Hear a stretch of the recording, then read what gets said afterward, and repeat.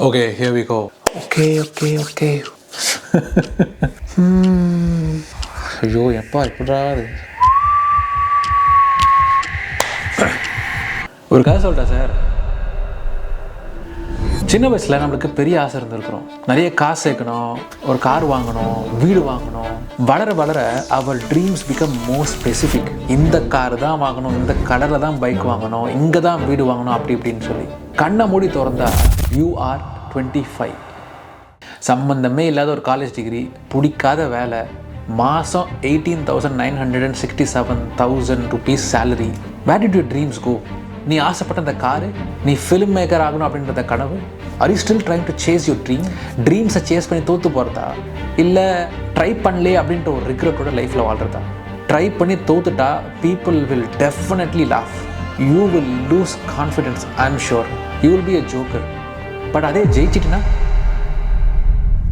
கரெக்டாக 9 வருஷத்துக்கு முன்னாடி என் லைஃப்பில் இதே மாதிரி தான். ஒரு ஸ்டார்ட் அப் ஆரம்பிக்க போகிறேன்னு சொல்லிட்டு இருந்த எல்லா காசையும் அதில் போட்டு within a year I quit. I got bankrupt. 4 லட்சம் ரூபாய் கடன். என்ன பண்ணுறதுன்னு தெரில.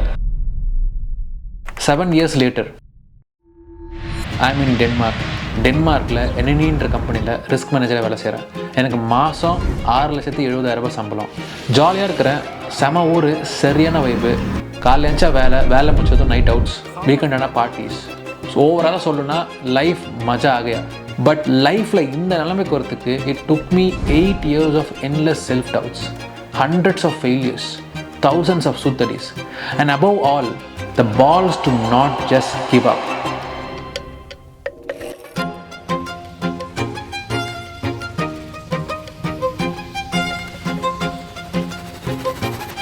This is my story, Arun in Denmark.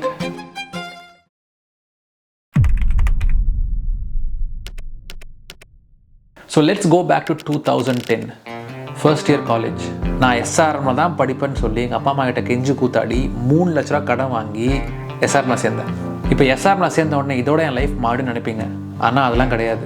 இப்போ நீங்கள் ஒரு எஸ்ஆர்எம் பையனை இமேஜின் பண்ணிங்க. லைஃப் எப்படி இருக்குன்னு நினைக்கிறீங்க? அந்த மாதிரிலாம் எந்த சீனும் கிடையாது. நான் எப்போ காலேஜுக்கு போனேன், எப்போ முடித்தேன்னு யாருக்குமே தெரியாது. எனக்கே தெரியாது. பட் அதோட முக்கியமான விஷயம் என்னென்னு பார்த்தீங்கன்னா, நான் ஒரு இன்ட்ரோவர்ட். எஸ்ஆர்எம்மில் படிச்சுக்கிட்டே சிங்கிளாக இருந்தேன்னா பார்த்துக்கலாம். இது ஒரு பக்கம் இருக்கட்டும். என்னோடய லைஃப்பில் ஒரு பெரிய டேர்னிங் பாயிண்ட் 2013 தான். 2013 ப்ரீ ஃபைனல் இயர். அந்த ஒரு வருஷத்தில் பார்த்தீங்கன்னா நீங்கள் நிறைய விஷயத்தை யோசிப்பீங்க. ஜிபிஏ, சிஜிபிஏ, அசைன்மெண்ட்டு, ப்ராஜெக்ட்டு, இன்டர்ன்ஷிப்னு சொல்லி. அந்த இன்டர்ன்ஷிப் சொன்ன பார்த்தீங்களா, that is my turning point. இந்த காசு கொடுத்து இன்டர்ன்ஷிப் வாங்குறாங்களே, அந்த மாதிரி கிடையாது. Real internship. நான் பாஸ் அவுட் ஆகி முடியறதுக்குள்ளே தம்பி எங்கள் கம்பெனியில் ஜாயின் பண்ணிக்கிறாப்பான்னு கேட்டாங்க. உடனே தலையாட்டிட்டு எஸ் பாஸ்ன்னு போய் ஜாயின் பண்ணிட்டேன். For the very first time கையில் 10,000 ரூபாய் சம்பளம். வேறு level feeling. New money, new people. I was enjoying life. That was my biggest ever turning point. உங்களுக்கு இது நடந்திருக்கான்னு தெரில. லைஃப் நல்லா போயின்னு இருக்கும்போது ஏதோ ஒன்று அறிக்கும்னு சொல்லுவாங்க தெரியுமா? அது எனக்கும் நடந்துச்சு. ஃபார் எக்ஸாம்பிள், நீங்கள் நல்லா படிச்சுட்டு இருப்பீங்க. அப்போ உங்களை சுற்றி இருக்கிற ஃப்ரெண்ட்ஸை பார்ப்பீங்க. பார்த்தோன்னே ஃபஸ்ட்டு தோணும், என்னடா நம்மளை சுற்றி இருக்கிறவங்கலாம் ஃபிகரோட சுற்றுறான்னு சொல்லிட்டு. ஸோ நீ என்ன பண்ணுவ? 4 ஃபிகரோட சுற்றி அதில் ஒன்று உஷார் பண்ணி அதோட 2 வருஷம் ட்ராவல் பண்ணி அதுக்கப்புறம் அவனை கழுவி ஊற்றிட்டு போவ. நீ பார்த்து ஓன்னு ஒப்பார் வைப்ப. அவளை மறக்கிறதுக்கு ஒரு 6 மாதம் தம்மு சரக்குன்னு ஸ்பெண்ட் பண்ணி கிட்டத்தட்ட 2.5 வருஷம் வேஸ்ட் பண்ணியிருப்பேன். வாய் மூடிட்டு சும்மா இருந்துருக்கலாமா? நம்ம தான் பண்ண மாட்டோமே. ஏன்னா நம்மளுக்கு தான் ட்ராமா தேவையா பாஸ்? லைஃப்பில் ட்ராமா இல்லைனா போர் அடிக்குமே. நானும் அதே மாதிரி தான். என் வாய்ஸும் சும்மா வச்சுன்னு இல்லாமல் ஒரு வேலையை பண்ணேன். என் வேலையை விட்டேன்.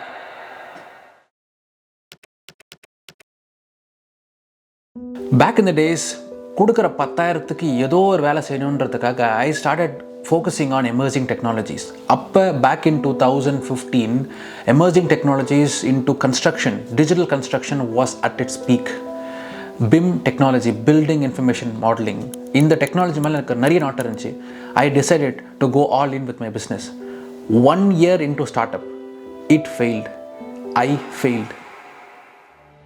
When I decided to quit my job and start a company, என்கிட்ட மோட்டிவேஷன் இருந்துச்சு. ஆக்சுவலாக மோட்டிவேஷன் மட்டும்தான் இருந்துச்சு. பிஸ்னஸ் மாடல் கேன்வஸ் என்னன்னு தெரியாது, வேல்யூ ப்ரொபோசிஷன் என்னன்னு தெரியாது, சேனல் பார்ட்னர்ஷிப் என்னன்னு தெரியாது, ஹையரிங் பண்ண தெரியாது, மார்க்கெட்டிங் பண்ண தெரியாது. ஸோ பேசிக்கலி எனக்கு எதுவுமே தெரியாது. இதோட முக்கியமான விஷயம் என்னென்னா, எனக்கு என்னையே மேனேஜ் பண்ண தெரில. நைட்டு 3 மணிக்கு அலாரம் வச்சு எழுந்துச்சி ஒர்க் பண்ணி ஒழுங்காக சாப்பிடாமல் ஒரு சோஷியல் லைஃப்பில் எங்கேஜ் ஆகாமல் நான் பட்ட கஷ்டம் எல்லாம் நக்கின்னு போச்சு. இதை கூட விடுங்க, இந்த ஒரு ப்ராசஸில் இருக்கவே இருக்குது டிப்ரெஷன், ஸ்லீப் டெப்ரிவியேஷன், ஒபீஸ், கடைசியாக இருந்த மொத்த காசும் போட்டு I lost all my money. At the end of the day I have to admit I can't handle more. I quit. They say entrepreneurship is jumping out of the plane and building a parachute on the way down. I came crash landing. I did not have a parachute. தர மட்டும். So what? செத்தா போயிட்டோம். இப்போ எனக்கு பேங்க்கில் 4 லட்ச ரூபா கடன். அடுத்த வேலை சோத்துக்கு என்ன பண்ணுறதுன்னு தெரில. I desperately needed money. I decided to look for other alternatives. I looked for jobs. All jobs. எல்லா ஆல் ஜாப்ஸ்க்கும் அப்ளை பண்ணேன். BPOவில் ரிஜெக்டட், கால் சென்டர்ஸில் ரிஜெக்டட், ட்ரைனிங் சென்டர்ஸில் ரிஜெக்டட், ஸ்டார்ட் அப்ஸில் கூட ரிஜெக்டட், இந்தியன் ஆர்மியில் கூட ரிஜெக்டட். ரிஜெக்ஷன்ஸ் மேலே எப்பா எவ்வளோட அடிவாங்க சாமி, தலை சுத்துதுரா.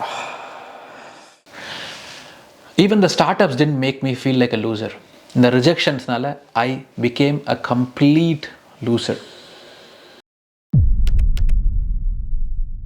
இந்த லக்குன்னு ஒரு வார்த்தை இருக்குது, கேள்விப்பட்டிருப்பீங்க. ஆனால் எனக்கு லக்கு மேலே சுத்தமாக நம்பிக்கை கிடையாது. ஒரு நாள் இப்படி தான் என் ஃப்ரெண்டு வந்து, மச்சான் கோவிலில் வேலை இருக்குது வரையான்னு கேட்டான். நான் அது கோவில்லையா பிச்சை எடுக்கணும்னு கேட்டேன். ஏன்னா என் நிலமை அப்போ அப்படி தான் இருந்துச்சு. இல்லை மச்சான், கோவின்றது ஒரு டேனிஷ் கம்பெனி, அங்கே வேலை இருக்குது வரேன்னு கேட்டான். So I started அப்ளைங் for the company. என்னை இன்டர்வியூ செஞ்சது ஒரு டேனிஷ்காரன். எப்படியோ பாஸ் பண்ணி உள்ளே போயிட்டேன் இன்டர்வியூவில். முதல் நாள் into the office I was amazed. I work my ass off in the company. கம்பெனிக்கு முதல் நாளாக நான் தான் போவேன். I will be the last person to leave out of the company. வாட்ச்மேனுக்கு டாட்டா காட்டிட்டு தான் வெளியே வருவேன். இப்போ இந்த ஆப்பர்ச்சுனிட்டி எனக்கு கிடைக்கிறதுக்கு முன்னாடி என் ஃப்ரெண்டை கூப்பிடும் போது நான் வானான்னு சொல்லியிருக்கலாம். ஆனால் நான் சொல்லலை. ஏன் தெரியுமா?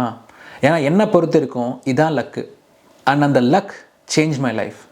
Believe it or not, within 2 years I got a message from my manager and he invited me to his meeting room and asked me, Arun, I have an interesting proposal. Would you be interested in traveling to Denmark for a short term assignment? நான் அதை யோசிச்சுட்டு S பாசன் தலையாட்டிட்டு வெளியே வந்தேன் பாருங்கள். ஒரு feeling வந்துச்சு பாருங்கள். அப்படியே ஒரு மதப்பில் இருந்தேன். என்ன ஃபீலிங். Feb 28, 2018 மறக்கவே முடியாது. ஐ லேண்டட் இன் டென்மார்க். என்றென்றும் புன்னகை அப்படியே பாட்டு கேட்டுட்டு கீழே இறங்கினா -13 டிகிரி குளிர் டென்மார்க்கில். சோன்னு மழை, grey weather. It was always குளிர். சுத்தமாக முடியல. காலைலேருந்து நைட்டு இருக்கும் மழை பெஞ்சினே இருக்கும், இல்லை பனி பெய்யும். இந்த ஊரில் வெயில் அப்படின்ற கான்செப்டே ஏப்ரல், மே, ஜூன், மேபி ஜூலை, இந்த 3 மாதங்களில் தான் நீங்கள் வெயிலே காணப்படும். நம்ம ஊரில் மாதிரிலாம் தெருவில் ஆளுலாம் இருக்க மாட்டாங்க, ஒரே காலியாக இருக்கும். இந்த காஞ்சரிங் படம் பார்த்துருப்பீங்களா, அதே மாதிரி தெருலாம் காலியாக தான் இருக்கும். சம்மரில் பார்த்தீங்கன்னா எங்கெங்கேயோ இருந்தோ வந்திருப்பாங்க சிட்டியில், திடீர்னு பார்த்தா கூட்டமாக இருக்கும். பட் மற்ற சீசன் எல்லாத்துலேயுமே காக்கா இருக்காது. பாசே இதெல்லாம் கூட பிரச்சனை கிடையாது. பொண்ணுங்கள்லாம் ஏன் ஹைட்டுக்கு இருப்பாங்க, பசங்களாம் சொல்லவே தேவையில்லை. எல்லோரும் 6.5, 6.6 தான் இருப்பாங்க. ஓகே, மொதல் தடவை என் மேனேஜரோட லஞ்ச் சாப்பிட்டுருக்கேன். அப்போ ஒரு சம்பவம் நடந்துச்சு. For the very first time நான் சாப்பிட உட்காரும்போது அங்கே இருந்த கேன்டீனில் இருந்த மொத்த பேருமே என்னையே பார்க்க ஆரம்பித்தாங்க. எனக்கா நம்மளையே பார்க்குறாங்க, ரொம்ப அட்ராக்டிவாக இருக்கிறோமோ அப்படின்னு ஒரு ஃபீலிங் வந்துச்சு. அப்போ தான் தெரிஞ்சு அவங்க யாரும் என்னை பார்க்கவில்லை, என் கைகளை தான் பார்த்தார்கள். நான் கையில் சாப்பிட்டுன்னு இருந்தேன். எனக்கு அப்போ ஃபோர்க் நைஃப்லாம் சாப்பிட தெரியாது. மேனர்ஸ் ஃபோர்க் நைஃப்லாம் சாப்பிட்ணுன்னு சொல்லி எனக்கு அந்த 3 மாதத்தில் டென்மார்க்கில் இருந்த அனுபவங்கள் நிறைய. Most important thing is I was out of my comfort zone. I learned a lot of things in that 3 months. So back to நம்ம சிங்கார சென்னை. இந்த தடவை வித்தின் ஃபியூ மந்த்ஸ் அடுத்த அறிவிப்பு. My manager call me and said, Arun, இந்த தடவை you are going on a full time contract. This time you are promoted to be the BIM கோஆர்டினேட்டர்னு சொன்னார். அப்படியே ஒரு ஃபீலிங், என்ன நடக்குது? For the very first time after a long period I fell so successful. அப்படியே போயிடுச்சு டென்மார்க்குக்கு. இந்த தடவை என் salary 3.5 lakhs. I was on top of the world. End of December 2019, 1 year into my full-time employed job in Denmark.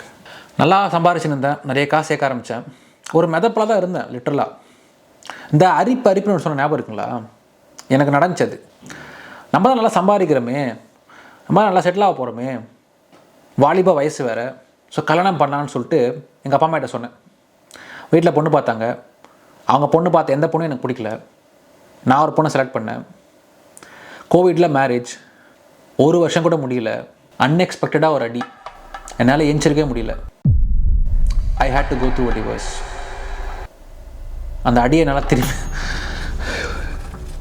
இந்த மொத்த விஷயத்தையும் process பண்ணிட்டு வரத்துக்குள்ளே கோர்ட்லேருந்து சமன். I need to go and sign my documents to get a divorce. I signed my divorce papers.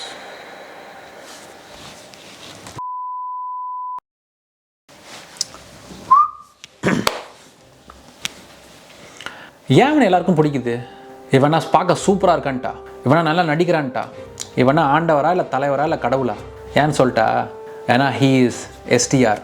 7 வருஷம் டவுன்ஃபால்க்கு அப்புறம் 4 பீ படம் கொடுத்து ஆளே out of shape, நல்லா குண்டாயிட்டு போகிற இன்டர்வியூலாம் அசிங்கப்படுத்தி இவன் ஆளதான் காலி, இவனை திரும்பி வரவே மாட்டான், இவன் ஒரு மைத்துக்கும் லாய்க்கு இல்லை அப்படின்னு சொல்லி எல்லாரும் ஓரம் கட்டினாங்க. அதுக்கப்புறம் வக்கால ஓலி நான் தாண்டான்ட்டு வந்தான் பார்த்தியா, அதுதான் அவனை கலாச்சவனை எல்லாம் இப்போ நான் தூக்கி கொண்டாடுறான்.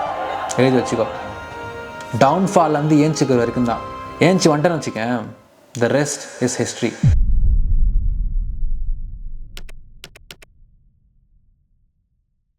$6.7 lakhs monthly salary, permanent resident in Denmark, bachelor, traveler, content creator, podcast host. நான் அட்வைஸ் சொல்கிற அளவுக்குலாம் பெரிய கிடையாது. Because I'm still chasing my dream. I'm still running for that dream, that passion. Did I achieve my dream? Hell no. The life that I'm living is way better than what my dream life would have been. நம்ம லைஃப்பை ஒரு படம் போட்டு காமிச்சா எப்படியோ வந்தோம், ஏதோ செஞ்சோம், எப்படியோ போனிருந்தா நமக்கே பார்க்க பிடிக்குமா? நம்ம லைஃப்பை வருங்காலத்துக்கு படம் போட்டு காமிக்கணும், வாழ்ந்தா அப்படி வாழணும். And if you're watching this, then remember, the bigger the failure, the epic the story. This is my story, Arun in Denmark.